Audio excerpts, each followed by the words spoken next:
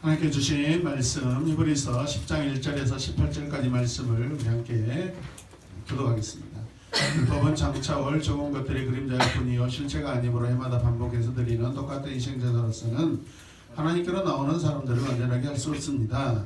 만약 완전하게 할 수 있었다면 제사를 드리는 사람들이 한 번 깨끗하여지기에는 더 이상 죄의식을 가지지 않을 것이고 따라서 제사 드리는 일을 중단하지 않겠습니다. 그러나 제사에는 해마다 죄를 해상시키는 효력은 있습니다. 황소와 염소의 피가 죄를 없애줄 수는 없습니다. 그러므로 그리스도께서는 세상에 오실 때 하나님께 이렇게 말씀하셨습니다. 주님은 제사와 예물을 원하지 않으셨습니다. 그래서 나에게 입히실 몸을 마련하셨습니다. 주님은 헌태와 전제를 필요하지 않으셨습니다. 그래서 내가 말하였습니다. 보십시오 하나님, 나를 두고 성경에 기록되어 있는 대로 나는 주님의 뜻을 행하러 왔습니다. 위에서 그리스도께서 주님은 제사와 예물과 헌태와 속죄제를 원하시고 기뻐하지 않으셨습니다. 라고 말씀하셨습니다. 이런 것들은 율법을 따라 되는 것들입니다. 그 다음에 말씀하시기를 보십시오. 나는 주님의 뜻을 행하러 왔습니다. 하셨습니다. 그리스도께서는 두 번째 것을 세우시려고 첫 번째 것을 빼앗으셨습니다. 이 뜻을 따라 예수 그리스도께서 자기 몸을 단번에 드리심으로써 우리는 거룩하게 되었습니다. 모든 제사장은 날마다 제단에 서서 직무를 수행하면서 똑같은 제사를 거듭드리지만 그러한 제사가 죄를 없앨 수는 없습니다. 그러나 그리스도께서는 죄를 사하시고 단 한 번의 영원한 유효한 제사를 드리신 뒤에 하나님 오른쪽에 앉으셨습니다. 그리고서 그는 그의 원수들이 그의 발 아래 굴복할 때까지 기다리고 계십니다. 그는 거룩하게 되는 사람들을 단 한 번의 희생제사로 영원히 완전하게 하셨습니다. 그리고 성령도 우리에게 증언하여 주십니다. 먼저 이것을 이렇게 말씀하셨습니다. 주님께서 말씀하신다. 그날 이후에 내가 그들에게 세워져 여긴 것이다. 나는 내 율법을 그들의 마음에 받아주고 그들의 생각에 새겨주겠다. 또 나는 그들의 죄와 불법을 더 이상 기억하지 않겠다. 함께요. 죄와 불법이 용서되었으니 죄를 사하는 제사가 더 이상 필요 없습니다. 아멘. 오늘 말씀을 가지고 율법의 제사와 그리스도를 통한 예배, 율법의 제사와 그리스도를 통한 예배라는 제목을 가지고 말씀을 이렇게 증가하도록 하겠습니다. 보면 1절 말씀은 이렇게 말씀합니다. 율법은 장차올 좋은 것들의 그림자일 뿐이요 실체가 아니므로 해마다 반복해서 드리는 똑같은 희생제사로서는 하나님께로 나오는 사람들을 완전하게 할 수 없습니다. 옛 언약은 이 구식의 낡은 규정을 가지고 있습니다. 우리가 우리 일상생활에서 어떤 새로운 물건이 나오면 구식이다, 구형이다 이렇게 이야기할 때 그것은 이미 거의 쓸모가 없는 그런 상황을 우리가 전제하고 하는 말입니다. 그러나 옛 언약이 새 언약을 미리 예표하고 예시하는 것이듯이 율법도 장차 오는 좋은 일의 그림자라고 말씀하고 있습니다. 그림자라는 것은 참 형상이 아니라는 것입니다. 율법은 단순히 앞으로 올 것을 미리 스케치하였을 뿐입니다. 스케치하였을 뿐이다. 참 형상, 참 실체, 좋은 것들은 하나님께 직접 나갈 수 있는 새 언약을 가리킵니다. 율법은 죄사함과 하나님에 대한 진정한 만남을 가능하게 하는 수단이 아니죠. 그럴 가능성도 있다 없다? 없습니다. 있다고 하지 마시고 가능성이 없습니다. 율법은 죄를 사할 가능성이 있다 없다? 없다. 우리가 이미 읽었어요. 이번에서 7장 19절 말씀 보면 율법은 아무것도 온전하게 못하느니라 이렇게 말씀합니다.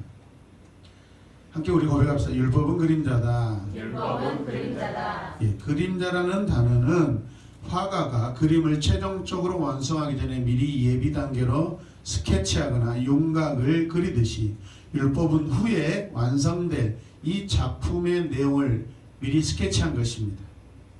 이것을 성경에서는 원어로 메타포라고 합니다. 메타포, 다시 메타포. 네, 메타포랍니다. 그림을 그릴 때 보면 어느 것이 더 먼저 그린 것이죠? 왼쪽이죠. 네, 그리고 이렇게 구도를 잡고 밑그림을 그려가지고 완성도를 높이는 것이죠. 마치 왼쪽에 있는 것이 메타포고 율법이고 그림자인 것이죠. 이해되십니까? 이것도 마찬가지입니다. 이렇게 저는 아닙니다. 이렇게 이해되세요?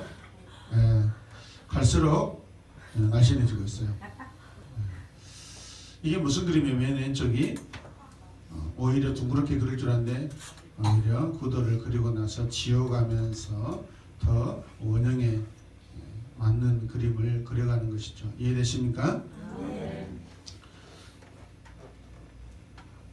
자, 그래서 우리는 이 그림자를 지금까지 쫓으면서 살아왔다는 것이죠. 구약의 백성들은 그림자를 쫓은 삶이었습니다. 여러분, 그림자를 쫓아간 적이 있습니까? 친구들끼리 그림자 밟기를 하는 경우가 있죠. 밟으면 굉장히 아프죠.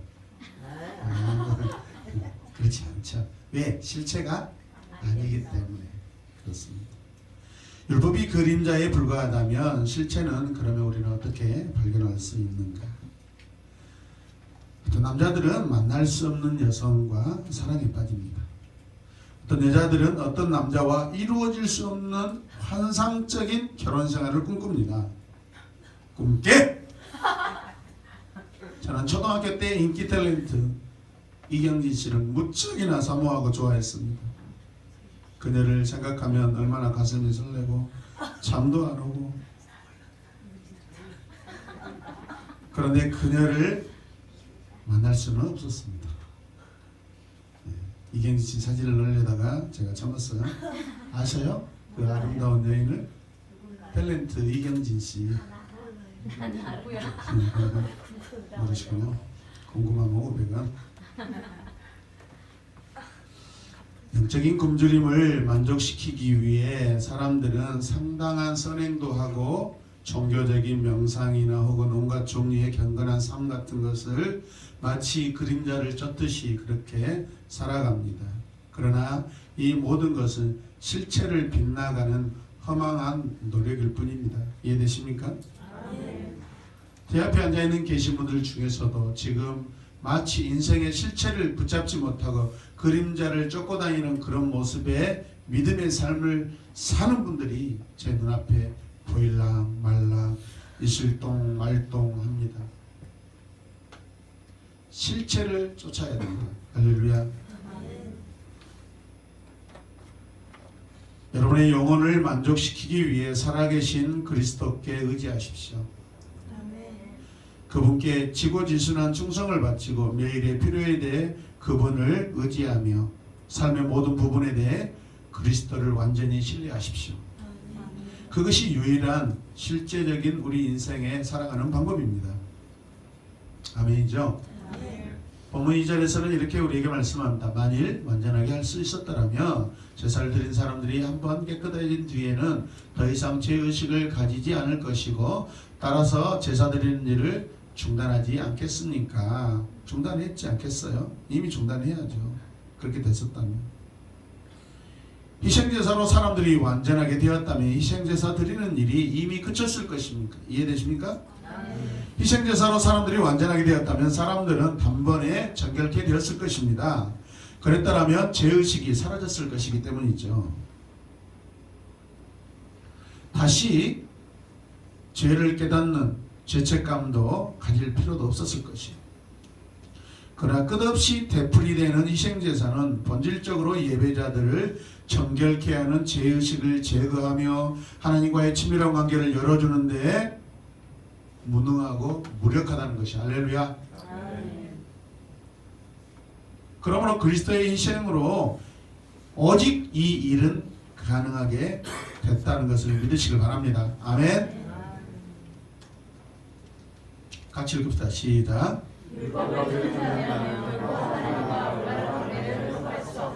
네. 그리스도의 희생 제사만이 사람들을 단번에 깨끗하게 할 수 있습니다. 있습니까? 그리스도의 희생 제사만이 죄책감을 해결할 수 있고 깨끗한 양심을 우리에게 제공할 수 있다는 것을 믿으시길 바랍니다. 금식과 그 신앙의 고백에 그 엄격한 의식이 동반된 대속죄일은 백성들의 죄를 끊임없이 상기시키는 그러한 기능을 합니다. 율법의 제사는 내가 죄인이야, 너는 죄인이야, 항상 이것을 상기시키는 그런 동기를 유발시킨다는 거예요. 이 의식이 해마다 되풀이 되어야 한다는 것은 제사로 인한 양심의 그 정결이 일시적인 것에 지나지 않는다는 것을 보여주는 것입니다. 그러나 그리스도 안에서 백성들의 죄가 말소되었고 양심에서 완전히 제거되었습니다. 아멘. 백성들이 가장 필요했던 것은 온전한 용서입니다. 그리스도를 통해 우리가 그에게 죄를 고백하면 두 번 다시는 그것들을 생각할 필요가 없습니다. 그리스도는 우리를 용서하셨고 죄는 더 이상 존재하지 않습니다. 아멘입니까? 오늘 말씀들은 유대인 청중들에게 유대교 종교적 관습으로 돌아가지 말라고 계속해서 히브리서 기자는 격려하고 있고 권면하고 있습니다. 여러분, 세상 관습으로 돌아가지 마시길 바랍니다. 그러나 여러분, 우리가 옛 방법, 옛 생활로 사는 것이 굉장히 익숙하고 오히려 더 우리가 편하게 느껴지는 것입니다. 그러나 그렇게 되면 우리는 살아날 수가 없고 죽습니다. 죽어요. 더 이상 살 수가 없습니다. 여러분, 더 강한 것을 더 약한 것과 바꾸는 어리석음을 범하지 않도록 주의하시길 바랍니다. 더 연약한 대체물을 추구하지 마십시오. 그게 물질이든지 인생의 어떤 흥미든지 예수를 의지하십시오. 예수가 가장 강합니다. 가장 강한 예수를 내려놓고 다른 대체물을 찾아다니지 않았으면 좋겠어요. 히브리서 3절에서 4절 말씀 같이 봅시다. 그러나 이 제사들에는 해마다 죄를 생각나게 하는 것들이 있습니다. 이는 홍소나 염소의 피가 죄를 제거하지 못하기 때문입니다. 구약의 율법과 예배 제도는 해마다 죄를 생각하게 하는 아주 훌륭한 목적을 이루고 있습니다. 이러한 희생 제사들은 회개하면 용서해 주신다는 것을 상기시키는 역할을 합니다. 사도 바울은 이것이 율법의 기능이라고 이야기합니다. 같이 읽겠습니다. 시작.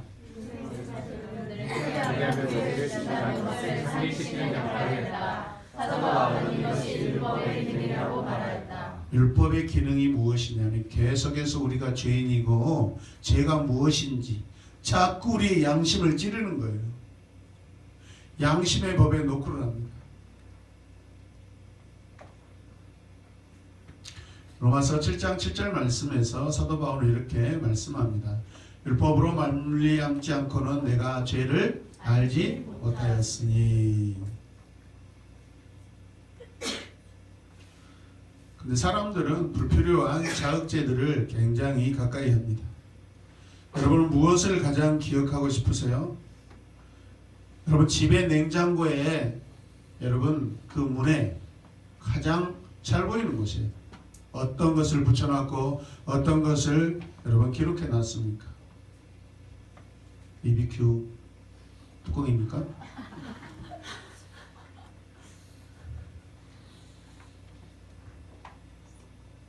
손이 잘 가는 부분에 여러분 무엇을 두고 있습니까? 어떤 쪽지를 붙여 놨습니까? 밥은 먹을 때는 재밌지만 먹고 나면 굉장히 괴로움을 줍니다. 왜죠? 오늘도 나는 가네. 오늘도 나는 가네. 다이어트를 위해서 가네. 근데 나는 실패했네. 먹을 때는 재밌었지만 먹고 나면 괴로운 것입니다. 희생제사가 백성들에게 많은 교훈을 가르칠 수 있었음에도 불구하고 날마다 그리고 해마다 반복되는 이 제사는 황소와 염소의 피가 능히 죄를 없이하지 못한다는 것을 계속해서 확인시켜주는 것입니다. 짐승의 희생제사는 예수께서 오셔서 죄를 영원히 해결해 주실 때까지 일시적으로 죄를 해결하는 방법만 우리에게 제시하고 있는 거예요. 이해되십니까? 네. 그리스도는 하나님인 동시에 사람이시며 전혀 죄가 없으신 분으로 자원하여 십자가를 지셨습니다. 네. 그렇다면 구약의 사람들은 어떻게 죄를 용서받았을까? 같이 읽읍시다. 시작. 구약의 사람들은 어떻게 죄 용서를 받을 수 있었나? 구약의 성도들이 희생제물을 바치라는 하나님의 명령에 순종하면 하나님은 그들을 의대로 용서하셨다. 아멘. 희생 제물 때문에 구약의 백성들이 성막에서 성전에서 죄 용서받은 것이 아니라 하나님이 하라고 명령하신 그 명령의 말씀에 순종하였을 때, 믿음으로 순종하였을 때 구원받았어요. 할렐루야. 율법이 구원을 이루는 것이 아니라 그 율법의 말씀에 백성들이 순종할 때 여러분 그들이 구원받았어요. 할렐루야. 성전에서 성막에서 구원이 일어납니다. 1년짜리 구원이 일어납니다. 할렐루야. 네. 과거에 저는 그냥 잘 몰랐어요. 신학을 알지 못하고 하나님의 말씀을 잘 알지 못. 도대체 구약의 백성들만, 목사님들은 구약의 율법은 뭐 무용론이다, 뭐 혈액이 없다 그러는데 도대체 이게 그렇다면 왜 우리는 구약 성경을 읽고 있는가? 이 부분들이 저에게 굉장히 궁금증이 많았어요. 순종할 때, 믿음으로 순종할 때, 이것을 드림으로 말미암아 하나님께서 구원하신다는, 죄를 없이 해주신다는 그 믿음, 말씀에 대한 신뢰, 말씀에 대한 순종하는 그 모습에서 백성들이 죄사함을 받습니다. 아멘입니까? 네. 행위가 아니에요. 마음이에요. 구약의 백성들도 하나님 앞에 마음으로 구원받았고, 신약의 백성들도 예수 그리스도를 믿음으로 말미암아 마음으로 구원받았습니다. 할렐루야. 구약의 백성들이 구원받은 방법과 신약의 백성들이 구원받은 방법, 이 시대에 우리가 구원받은 방법이 전혀 다르지 않습니다. 일맥상통합니다. 이해되시면 아멘 합시다. 하나님은 우리를 위한 그리스도의 죽음으로 인해 우리의 죄를 완전하게 용서하셨습니다. 하나님 우리의 죄를 기억하시지도 않으셔요. 그러나 많은 그리스도인들이 과거의 죄에 대한 죄책감에서 여전히 헤쳐나오지 못하고 있습니다. 오늘 기도 안 했네. 오늘 예배 빼먹었네. 어떻게 하지? 나는 안 되는구나. 여러분 이런 양심들은요 계속해서 어떤 율법적인 것들로 인하여서 자유함을 계속해서 사라지게 만듭니다.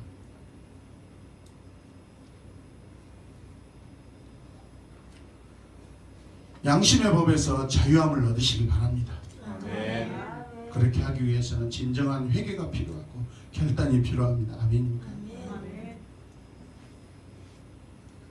새 언약 아래 살고 있는 우리에게는 더 이상 양심에 거리끼는 것이 없습니다. 할렐루야.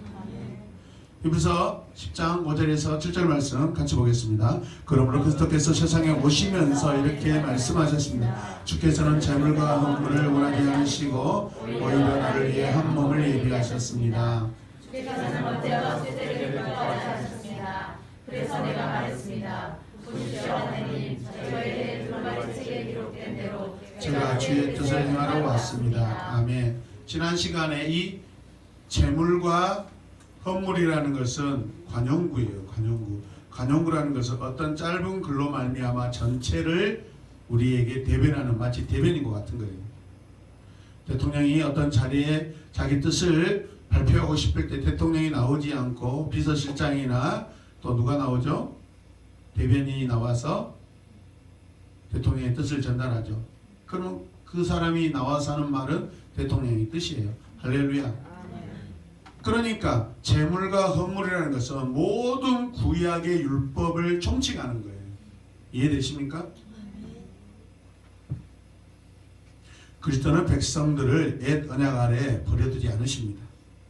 그리스도께서 세상에 오시면서라는 이 구절은 새로운 질서를 말합니다. 주님이 이 땅에 오신 것은 이미 새로운 질서가 시작됐다는 뜻입니다. 아멘. 아멘. 완전한 하나님 나라가 지금 도래하고 임하셨다는 뜻입니다. 새로운 세상이 임하신 것입니다. 할렐루야. 아멘. 왜? 그분이 새로운 언약이기 때문에 새 언약을 가지고 오셨습니다. 그분 자체가 새 언약이십니다. 하나님은 성경의 여러 곳에서 마음이 정직하지 않는 사람의 희생제사를 결코 원하지 않으신다고 밝히십니다. 성경 안에 보면은 이 재물과 헌물에 급급하다가 멸망의 구렁텅이로 떨어진 사람이 한두 명이 아닙니다. 우리가 오늘 찬양 예배, 오늘 맨 처음 찬양할 때 다윗이라는 노래를 불렀습니다. 그는 나의 아버지, 꺾으셔야 돼요. 아버지 떨면서. 이게 누구의 고백이에요? 다윗이에요. 주 여호와 하나님이 나의 아버지라고 고백할 수 있는, 여러분 구약에서 여호와 하나님을 아버지라고 감히 고백할 수 있는 사람 누가 있어요? 전혀 없어요. 감히 그럴 수도 없어요. 그런 친밀한 관계를 누려본 사람이 거의 없어요. 다윗은 얼마나 하나님을 사랑했길래 그런 고백을 하고 사는 거예요. 그래서 하나님은 외모보다 그 마음의 중심, 다윗의 마음의 중심을 보시면서 기뻐하신 거예요. 그에게 여러분 모든 나라를 다 허락해 주셨어요. 이해되십니까? 여호와의 박해가 들어올 때 그는 펄떡펄떡 뛰면서 여러분 옷이 내려가는 것도 개의치 않고 춤을 춥니다. 말씀이 여호와가 나에게, 우리 백성에게 오신다는 그 기쁨 하나 때문에 즐거워했어요. 아멘이죠.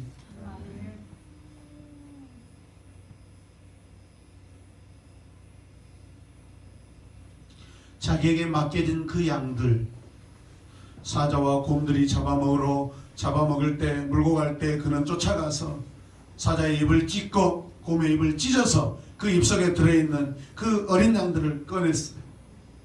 하나님은 그 모습을 보면서 이 다윗이 내 백성 한 사람 한 사람이 이방 사람에 끌려갈 때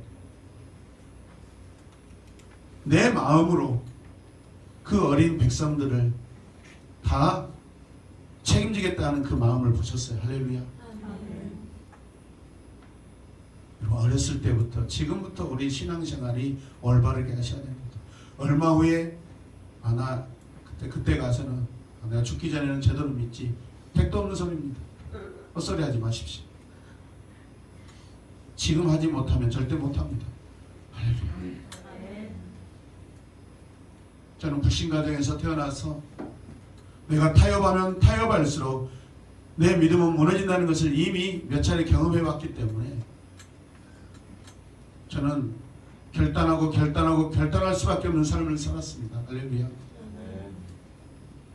명절을 지내면서 친형제들에게 가지 못하는 그런 아쉬움도 있지만, 그러나 제가 떠나 있지만은 버린 게 아닙니다.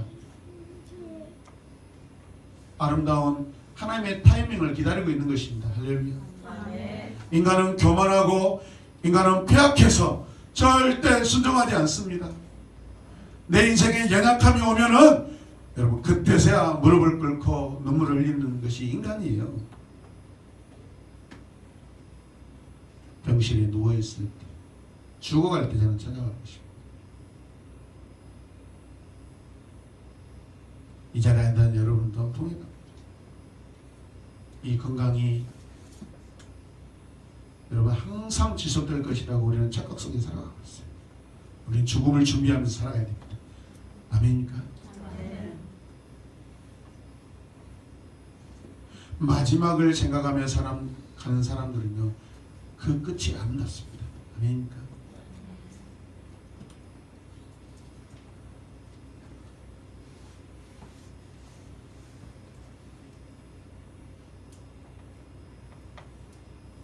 그런데 하나님은 왜 이스라엘 백성들에게 계속해서 그 율법의 규례를 제공하셔요? 그 규례대로 백성들이 살지 못하기 때문에 계속해서 그들에게 희생제사가 필요한 것입니다.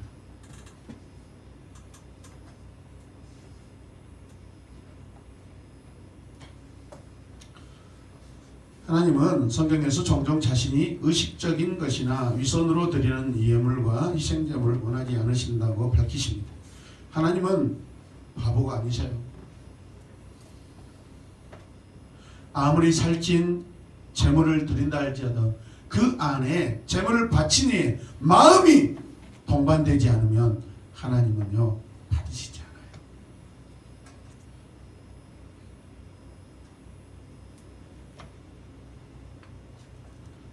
위선적으로 드리는 헌금들 받지 않으십니다. 돈만 아까울 뿐입니다. 사실 오히려 여러분들이 잘못된 길로 가는 것이 마음이 없는 그런 예물들은요 하나님 앞에 헌상이 되지 못합니다. 헌상이 되지 못합니다. 그것 드려서 여러분 마음이 괴로우면 하지 마세요.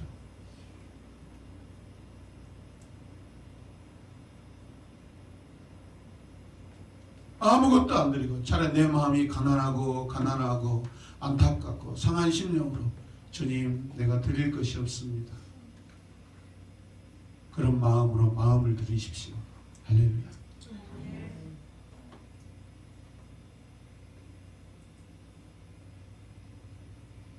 그런 마음을 갖고 있는 자가 여러분 무엇을 드리지 못하겠습니까? 다 드릴 수 있습니다. 할렐루야. 여러분들에게 집화라고 말하는 의도가 아닙니다. 마음을 드리십시오. 여러분의 집보다도 더 값비싼 것은 여러분의 마음입니다. 이해되시면 아멘 합시다. 그분을 먼저 사랑하고 그분의 말씀에 순종하시길 바랍니다. 강단에서 선포된 말씀에 귀 기울이십시오.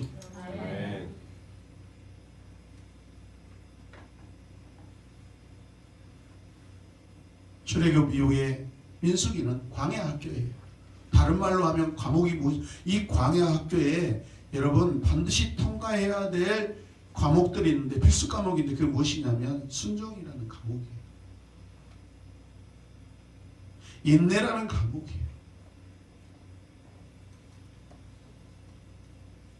여러분 3일 동안 굶어보세요. 금식해보세요. 단식해보세요. 믿음이 좋으신 분들은 아마 눈물을 흘리면서 참을 것이고 그렇지 않으면 광야 이스라엘 백성들처럼 아웅아웅 하면서 저에게 찾아올 것입니다. 왜 밥을 못 먹게 했는가? 성경은 많은 부분에서 우리에게 순종을 요구합니다. 순종을 말씀하고 있습니다. 사무엘상 15장 22절 23절에는 뭐라고 그래요? 순종이 희생제사보다 훨씬 낫다. 시편 40편 6절에서 8절 말씀 같이 읽어요. 하나님은 번제 대신에 평생에 걸친 우리의 봉사를 원하신다. 또 시편 51편 16절에서 19절 말씀 뭐라고 그래요? 하나님은 고행 대신 상하고 통회하는 심정을 원하신다. 에레미야 7장 21절에서 23절은 뭐라고 그러세요? 하나님은 희생제물보다 우리의 순종을 원하시며 그는 우리의 하나님이 되고 우리는 그의 백성이 되게 하신다고 약속하신다. 아멘. 호세아 6장 6절 말씀에서는 하나님이 희생제사 대신에 우리의 사랑과 충성을 원하신다. 제사 대신에 우리가 그를 인정하기를. 아멘. 아모스 없나요? 자, 같이 읽어요. 하나님은 위선과 가식을 미워하신다. 그는 정의가 강같이 이르는 것을 보기를 원하신다. 아멘. 미가서 6장 6절 8절.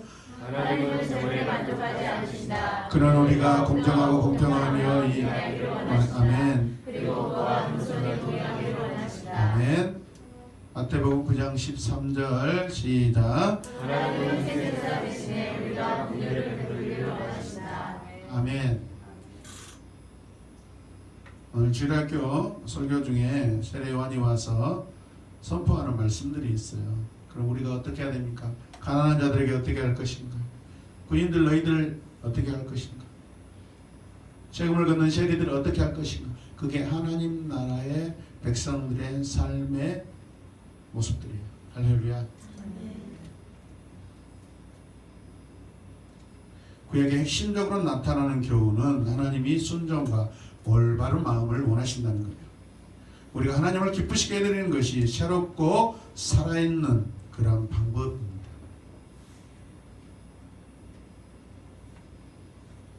율법을 지키거나 심지어 죄를 멀리함으로써가 아니라 용서하심에 대한 믿음으로 그를 의지하고 사랑과 순종 가운데 그를 따름으로써 가능하다는 것입니다.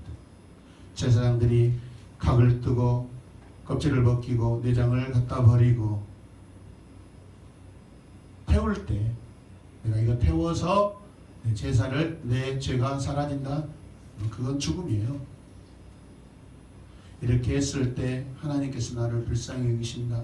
하나님께서 하나님이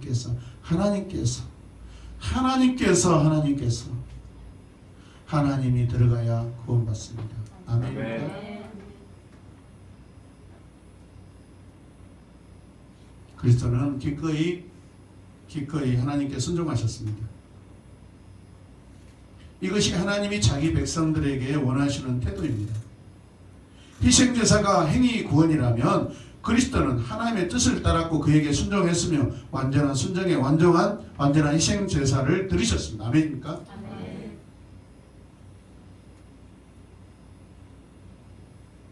그래서 모든 구약은 예수 그리스도를 가리키고 있습니다. 모든 율법과 제사 제도가 앞으로 올 것의 그림자입니다. 그리스도는 새 언약에 찾아오는 그 선포하는 예언뿐만 아니라 그 율법도 다 성취했습니다. 할렐루야. 왜? 구약의 모든 말씀은 예수 그리스도를 가리키고 있기 때문에 예수 그리스도가 오시면 모든 말씀을 다 성취하신 거예요. 아멘입니까? 아멘.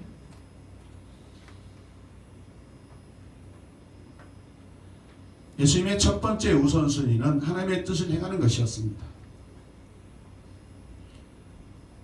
우리도 예수님같이 동일한 인생을 여러분 설계하도록 노력하셔야 돼요. 할렐루야. 주님 이 땅에 오셔서 하시는 그의 삶을 보십시오. 봉쇄의 그의 행위를 보십시오. 율법을 쫓아 행하지 않습니다. 오히려 율법을 반대하고 어떻게 보면은 전혀 다른 차원에서 주님은 오히려 율법이 행하라고 하는 것을 오히려 그 반대 방향에 가서 계십니다. 율법은 죄인들과 같이 있으면 안 됩니다. 근데 주님은 죄인들과 같이 있습니다. 할렐루야. 왜? 하나님의 뜻은 죄인을 구원하시러 오셨기 때문에 그렇습니다.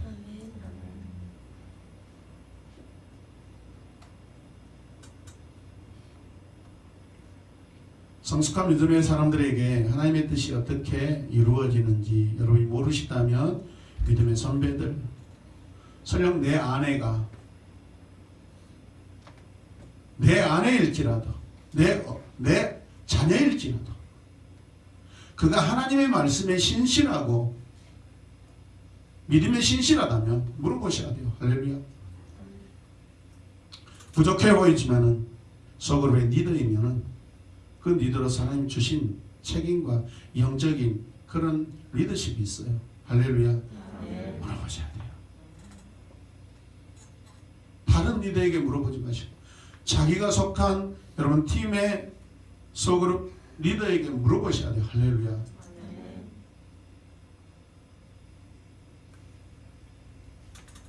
경제적인 그런 생활을 어떻게 할 것인지, 심리적으로 어떻게 할 것인지, 봉사와 직장 생활을 또 어떻게 할 것인지, 가족과 보내는 시간들에 대해서 어떻게 하는 것이 지혜로운 것인지, 어떻게 하는 것이, 어떻게 사는 것이 하나님의 마음을 기쁘게 드리는 것인지,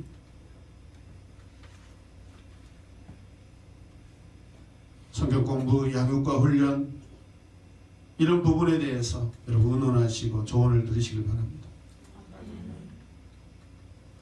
예수님의 인도하심을 따르는 감각이 민감해지도록 도움을 받으시길 바랍니다. 받도록 기도하시길 바랍니다.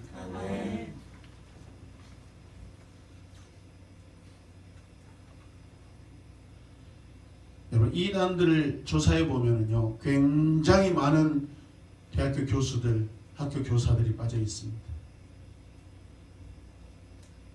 의외로 바보, 멍충이, 깡통, 학력도 없는 사람이 빠져 있지 않습니다. 오히려 기존 교회의 성도들보다 훨씬 더 학력이 더 좋은 사람들이 다 빠져 있습니다. 지식의 논리 때문에 빠져들어간 것입니다. 마음이 없는 것입니다. 진짜 신천지에 빠져있는 사람들이 주님을 사랑한다고 한다면 그것이 결코 있지 않습니다. 그들은 마치 구약의 백성들처럼 그 문자주의, 그 말씀, 극단적인 그 성경주의에 빠져가지고 그 공부에 빠져서 그 논리 가르치는 대로 거기에 빠져있는 거예요. 마음이 없어요. 마음이 없어요. 그러니까 부모를 고발하고 형제를 고발하면서까지 그 단체에 있으려고 해요. 여러분, 이곳에는 우리 성도들 어느 부모님이 여러분들을 교회에 가지 못하게 한다. 그럼 어떻게 해? 은지야, 엄마가 교회를 못 가겠잖아. 그럼 어떻게 해야 돼? 너는 대한민국 헌법 종교 자유가 있어. 그럼 그것을 엄마가 침해한 거야. 어떻게? 그럼 법원에 다 고발해야 돼. 근데 그러면 법원에 근무하신 아빠가 그걸 보고 내 딸이 이런 불합리함을 우리 집에서 받고 있구나. 그러면 아빠가 이 소리를 잘 해가지고 또 판사에게 제출해 줄 거야. 그럼 그렇게 시키는 것이 신천지예요. 교회는 그렇지 않습니다. 정상적인 교회는 그렇지 않습니다. 할렐루야. 아멘. 신천지는 그렇게 시킵니다. 가족을 파괴를 시킵니다. 주님을 사랑한다면 그런 마음이 어떻게 일어날 수 있겠어요? 이해되십니까?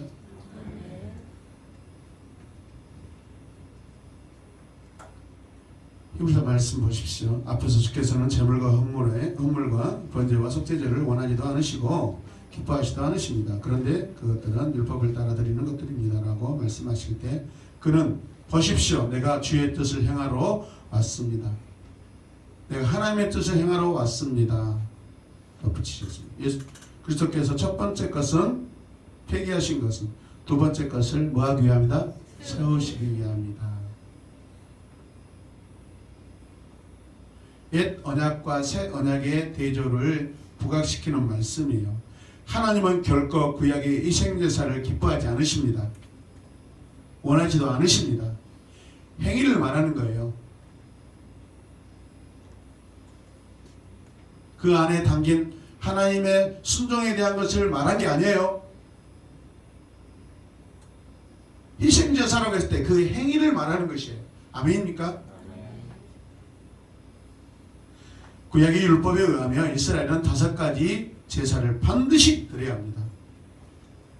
예물은 중요한 목적이 있었고 모세의 율법에서 그것을 낱낱이 명령하고 있습니다. 그게 무엇이냐면 5개의 제사인데 같이 읽읍시다. 번제, 소제, 화목제, 속죄제, 석건제. 이게 이스라엘 백성들이 하나님 앞에 반드시 지켜야 될 절대적인 제사입니다.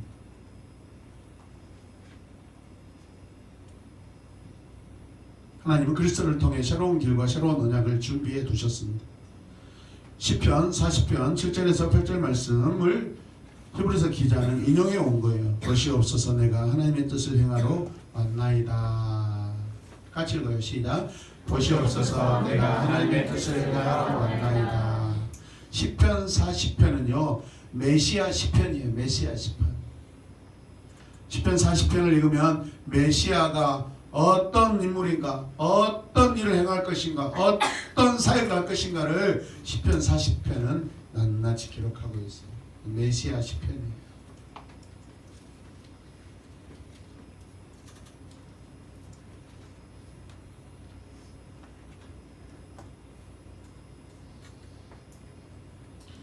그분의 오심과 더불어 그 제도는 더 이상 불필요하게 되었습니다.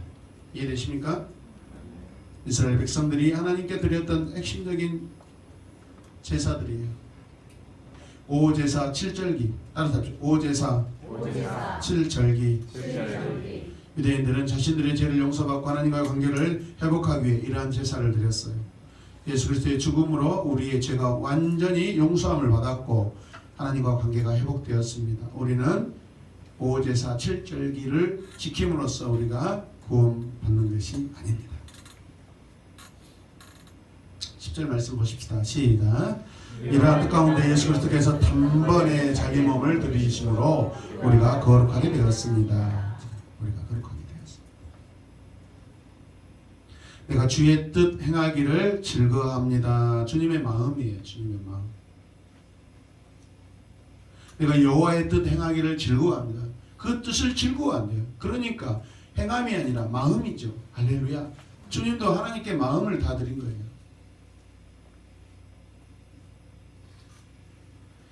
하나님의 뜻을 쫓는다는 것은 하나님의 뜻 행하기를 즐겨한다는 의미가 아니겠어요? 믿으시면 아멘. 아멘. 가정에서 자녀들이 부모님을 기쁘게 해드리려고 안 되는 일을 막 하려고 애쓸 때가 있어요. 할 수가 없어. 근데 하려고 애쓴다고 보세요. 그건 행위보다도 그 마음이 더 높은 거예요. 이해되십니까? 그때 부모님은 감동한 거예요. 네가 할 수 없어도 하려고 애를 쓰는구나. 기쁜 거예요.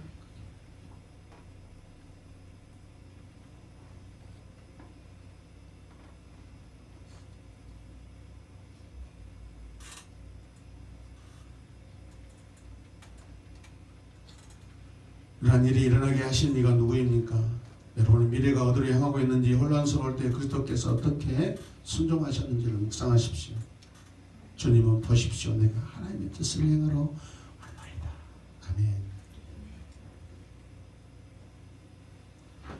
내가 하나님의 뜻을 행하려고 이 자리에 있나이다. 주의 말씀을 듣기 원합니다. 내가 우둔해서 내 지식으로는 하나님의 뜻을 알 수 없기에 오늘 주의 말씀을 듣기 위하여 이 자리에 앉아있나이다. 내 귀를 여나이다. 내 눈으로 보나이다. 내 마음으로 순종하나이다. 할렐루야. 나의 원대로 마옵시고 아버지의 원대로 하옵소서. 십자가에서 주님의 마지막의 고백이에요. 주님의 뜻대로 하시옵소서. 주님의 뜻을 이루소서.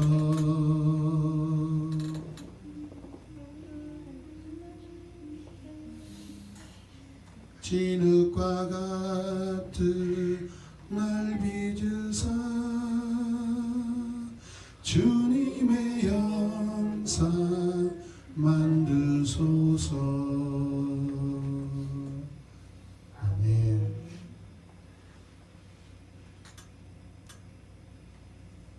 우리의 거룩한 하나님은 우리가 그의 높고 높은 도덕적 표준을 쫓음으로써 자신을 본받기를 원하셔요. 안 돼도 하나님의 그 높은 뜻을 우리가 행하려고 쫓으려고 찾아가고 찾고 하는 그 마음 가운데 우리에게 은혜를 부어 주십니다. 포기하지 마십시오. 여러분 우리는 더 주님의 뜻을 더 알아갈 수 있는 줄로 믿으시길 바랍니다.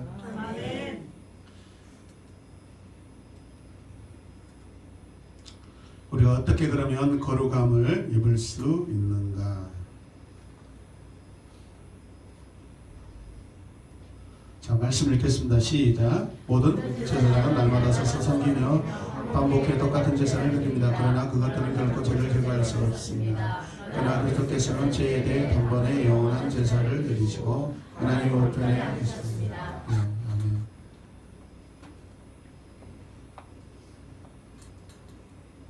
우리는 우리 자신의 힘으로 거룩하게 될 수가 없어요. 그러나 하나님이 우리에게 성령을 주셔서 하나님께 순종할 수 있도록 도와주십니다. 죄를 이기도록 힘을 주십니다. 우리 구원해놓고 고아와 같이 내버려 두지 않고 너희들 알아서 해, 스스로 알아서 해, 그렇게 말씀하지 않으십니다. 우리 보호자, 인도자, 선생님, 후견인을 붙여주셨어요. 깨닫게 해주세요. 물어보면 이해되게 해주세요. 더 그게 성령님이에요. 할렐루야. 자상한 교사, 선생님이 내 안에 계세요. 가장 훌륭한 교사가 계세요. 성령님이잖아요. 근데 왜 나는 내 뜻대로 내 스스로 나의 지식으로만 알려고 하는지. 제사장들은 율법을 따라서 서서 종교적 의무를 수행합니다. 서 있다는 그들의 자세는 그들의 일이 아직 끝나지 않았다. 할렐루야. 근데 주님은 지금 어디에 계세요? 하나님 우편 보좌에 서 계세요? 앉아 계세요? 앉아 계세요. 왜 앉아 계시죠? 그분이 하실 일은 모두 다 끝났기 때문에 앉아 계신 거예요. 아멘입니까? 제사장들은 항상 서 있대요. 왜? 그 일이 끝나지 않았기 때문에.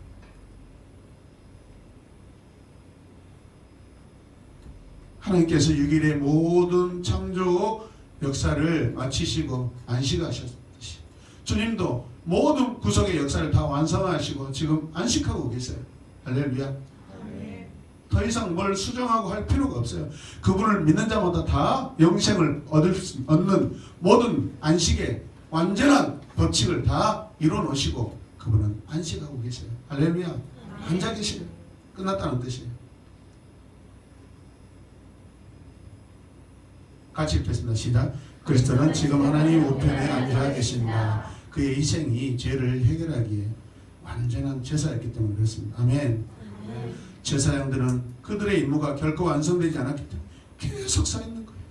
계속 순번제로 돌아가고 날마다 가서 주성소에 성소에 그 촛대 불이 끄졌나 안 끄졌나 감람류를 보충하고 계속해서 걸림이 생기지 않도록 최고의 감람류를 여러분 거기에다가 두고 생각해 보세요. 성소에 불을 밝혀놨는데 걸림이 생겨가지고 막 성소 안에가 막 시커멓게 타나고 생각해 보세요. 하나님께서 내 이름 생각해 보세요. 걸림 한 방울이 생기지 않도록 최고의 것을 드리는 것.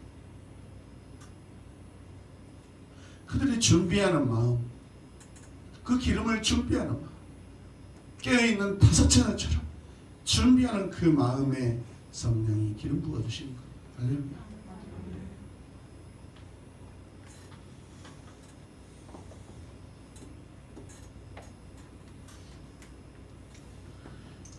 그래서 수신자인 이 유대 독자들이 이전에 유대 종교 체계로 되돌아가자고 했다면 그리스도의 희생 제사로는 자신들의 죄를 용서받을 수 없다는 그런 것을 생각하고 있는 거예요. 그런가요, 근데?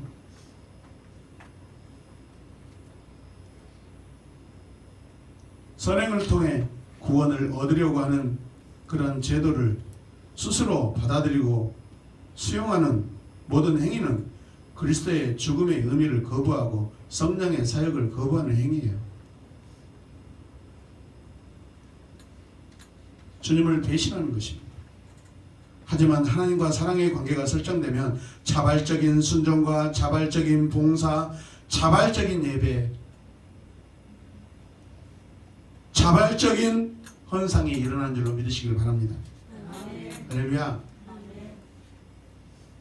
그 후 그분의 원수들이 그분의 발 아래 굴복할 때까지 기다리고 계십니다. 그분은 단 한 번의 제물로 거룩하게 된 사람들을 영원히 온전하게 만드셨습니다. 그렇게 자기 원수들로 자기 발 아래 굴복할 때까지 기다리고 계십니다. 다 구원하실 때까지.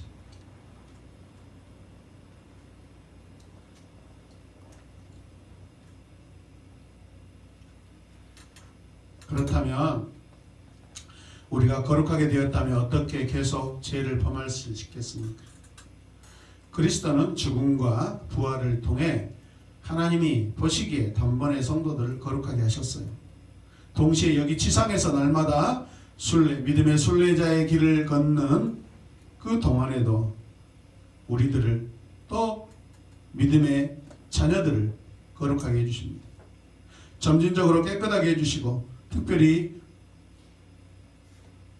사용하시기 위하여 구별하십니다. 할렐루야. 그래서 우리는 이렇게 하셔야 됩니다. 같이 고백합니다. 시작. 우리는 그리스도의 은혜로 구원을 받았지만 계속해서 성장해 가야 합니다. 아멘. 수요일 말씀에서도 그렇죠. 계속 주어진 것에 대해서 우리는 계속해서 노력하고 성장해야지. 우리가 묻어두는 것 같이 땅속에 묻어두면 되지 않아요. 15, 17절 읽겠습니다. 자, 그런데 성령께서도 우리에게 증거하십니다. 말씀하시길 이것은 그날 위에 내가 그들과 맺은 언약이다. 내가 내 율법을 그들의 마음에 두고 그것을 그들의 생각에 새겨줄 것이다. 주께서 말씀하신다 라고 하신 후에 덧붙여 말씀하시길 내가 그들의 죄와 그들의 불법을 다시는 기억하지 않을 것이다 라고 하십니다. 우리 마음에 박아주신대요. 아예 우리 마음에 하나님의 영을 그냥 박아보신대요. 그냥 잠깐 갖다 놓은 게 아니라 확실하게 이 말씀은 그러면서 기자가 에레미야 31장 33절 34절 말씀을 인용한 거예요. 이게 새 언약이죠. 새 영을 너희 안에 두겠다고. 그 새 영이 누구예요? 예수 그리스도죠. 이 말씀이죠. 그러나 그 시절이 지난 뒤에 내가 이스라엘 가문과 언약을 세울 것이니 나는 나의 율법을 그들의 가슴 속에 넣어주며 그들의 마음판에 새겨 기록하여 나는 그들의 하나님이 되고 그들은 나의 백성이 될 것이다. 나 주의 말입니다. 아멘. 옛 언약에서는 완전히 해결되지 않았던 이 죄책감이 죄의 양심이 예수 그리스도를 통하여서 완전히 제거되었습니다. 할렐루야. 아멘. 여러분 하나님께서는요 기억상실증을 앓고 계셔. 무슨 말이에요? 하나님은 우리의 죄와 불법을 기억하지 않겠다고 말씀하십니다. 일반적으로 퇴행성 질환인 급성 기억상실은 하나님이 우리에게 하신 위대한 약속 가운데 하나예요. 즉 우리의 죄에 대해서 스스로 기억을 상실하겠다고 약속하신 셈이요. 아니 완전하신 하나님이 무슨 기억상실증이 걸리시나? 하나님의 용서는 기억을 망각시킵니다. 무슨 말이에요? 전능하신 하나님이 어떻게 망각하는 일이 가능하다 이 말이에요. 그 내막은 이렇습니다. 피해 사실을 두고 가해자와 피해자 사이에 더 이상의 구분이 없다는 것이에요. 우리 피해자예요. 아니 우리가 가해자예요. 하나님 피해자이시죠. 피해자이신데 더 이상 그걸 묻지 않겠다는 거예요. 그 기억을 잃어버리시겠다는 거예요. 그 기억 상실은 선물이죠. 왜?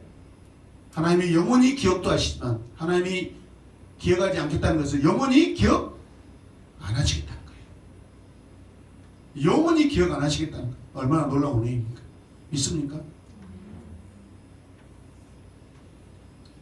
여러분 오늘 주 예수 그리스도를 통하여서 용서하심을 바라며 믿음 가운데 기도하고 자신의 죄에 대해서도 잊어버릴 수 있어요. 할렐루야. 하나님이 기억 속에서 지워버리신 죄에 대해서 죄책감을 버리시길 바랍니다.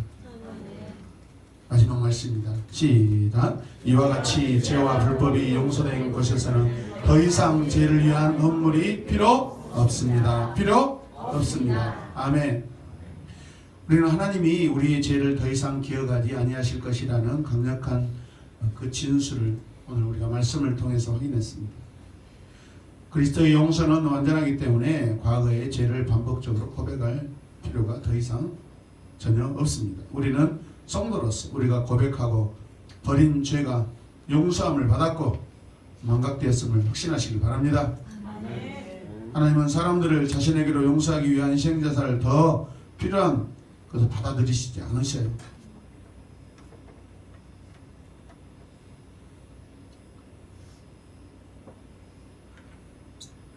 사랑하는 성도 여러분, 우리는 과거의 죽은 자였습니다. 지금은 어떤 자예요? 산 자입니다. 여러분 죽은 자는 하나님 나라에 들어갈 수가 없어요. 이해되십니까? 아담과 하와가 왜 에덴 동산에서 쫓겨났어요? 그들은 죽은 자였기 때문에, 죄로 인하여 죽은 자였기 때문에 그곳에는 죽은 자가 들어갈 수가 없어요. 저 영원한 처소 죽은 자가 들어갈 수 있나요? 없어요. 산자만이 들어갈 수 있어요. 할렐루야. 우리는 죽어도 살겠고 육체를 말하는 거예요. 근데 우리 영혼은 이미 계속해서 영원히 살아있어요. 할렐루야. 하나님 나라는 죽은 자가 들어올 수도 없고 들어갈 수도 없어요. 이해되시면 아멘 합시다.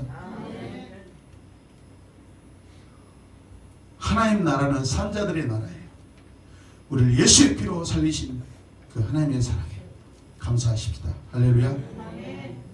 자, 우리 결단기도 이렇게 하겠습니다. 시작. 성전의 제사장 같은 우리의 삶은 고난과 긴장의 연속입니다. 그러나 예수 그리스도를 통한 예배는 우리 삶의 고난과 눈물을 진정으로 멈추시는 분이십니다. 나를 산자되게 하신 주님을 찬양합니다. 할렐루야. 기도하겠습니다. 하나님 감사합니다.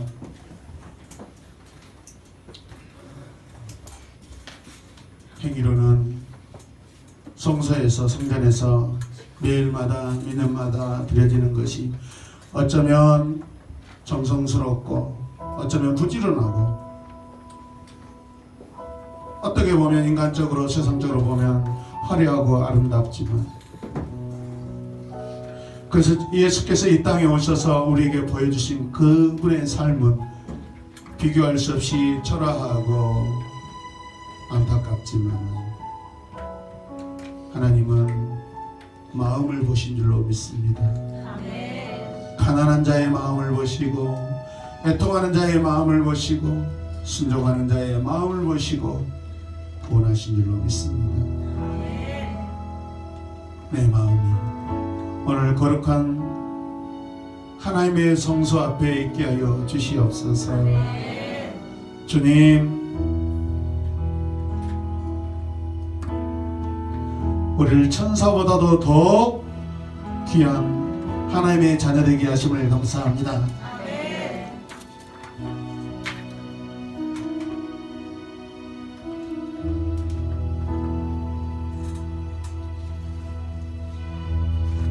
주께서